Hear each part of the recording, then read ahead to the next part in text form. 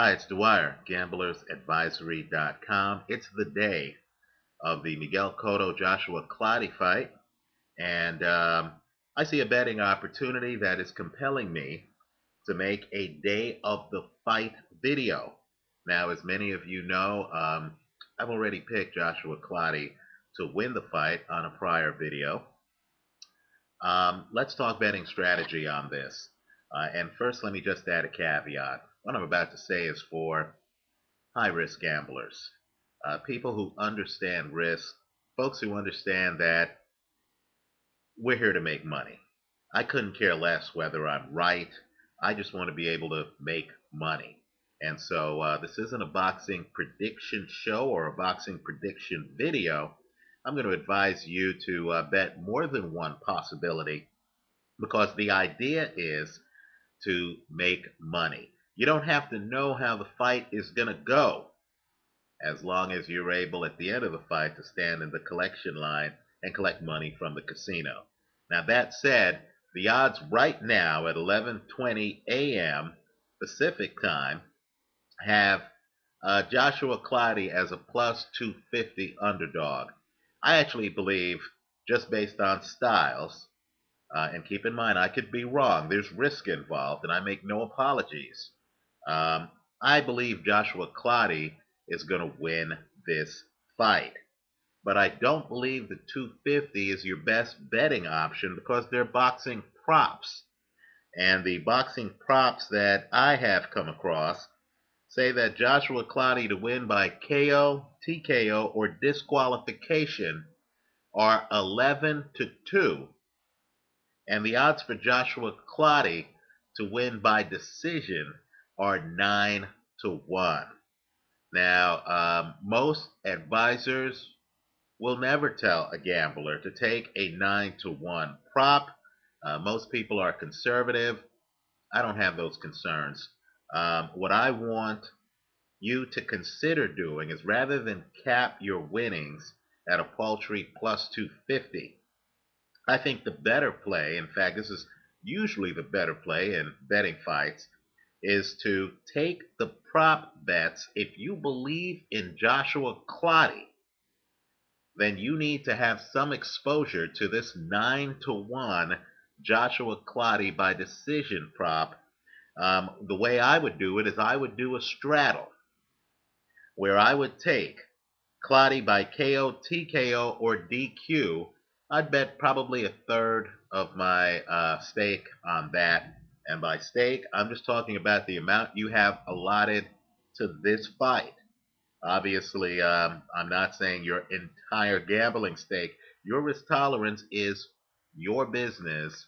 This isn't nursery school. This is gambling.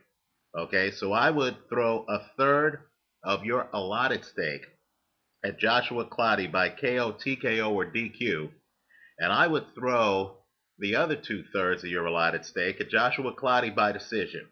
Now, let me just point out, Miguel Cotto is an excellent fighter, and if Miguel Cotto wins, then you lose if you take my advice on this fight. But if you, like me, believe that Joshua Clottey is going to win this fight, then how you structure the bet will determine your level of profitability. And what I'm saying is put 2/3 of your bet on the 9 to 1 prop. You're not going to get much better than that, and that's Joshua Clottey by decision. Clottey isn't a knockout puncher. Clottey knocks out about 50% of the guys he fights. At the elite level, he normally outboxes guys. His dominance becomes apparent later in fights. So he did drop Diego Corrales a few times toward the end of their fight. But usually with a skilled counterpuncher like this, it takes him a few rounds to establish his dominance. So I believe that there's a distinct possibility that Joshua Clottey is going to win this fight by decision. Why are you straddling it? Because quite frankly, you make money betting the KO, TKO, or DQ. And if you look at tapes of Miguel Cotto, you're going to find out that, number one, not only will Miguel Cotto be the much smaller man in this fight, And make no mistake, I understand that there's only a 1 inch height differential between the two, but I believe viewers are going to be stunned just off fighting styles how much smaller Miguel Cotto looks. But Miguel Cotto has a hole in his defense. Miguel Cotto can get hit by uppercuts. There is a distinct possibility, because Miguel Cotto's defensively flawed, that Joshua Clottey steps outside character in this fight and actually stops Miguel Cotto. Clottey has been talking smack about sitting down on his punches and about not running. He wants Miguel Cotto right in front of him. Also, even though Clottey is out of the Bronx these days, I understand he's a foreign born person, but um, even though he's out of the Bronx, it's going to be a very pro Cotto crowd. There is a Puerto Rican holiday. New York City is a multiracial rainbow, and New York City certainly embraces Puerto Rican fighters. Just look at Felix Trinidad's track record of fighting in New York.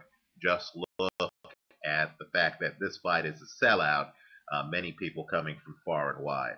So, given those two facts, there is the possibility, I believe it's a 33% possibility, that Joshua Clottey might feel that he needs to stop Miguel Cotto to win this fight and might sit down on his punches earlier than usual and stop the smaller man using uppercuts and things like that. Don't be fooled, too, by just the size differential, because understand, even though there is a size differential, both guys like to fight on the inside. And so when Miguel Cotto comes inside and tries to take out Clottey's rib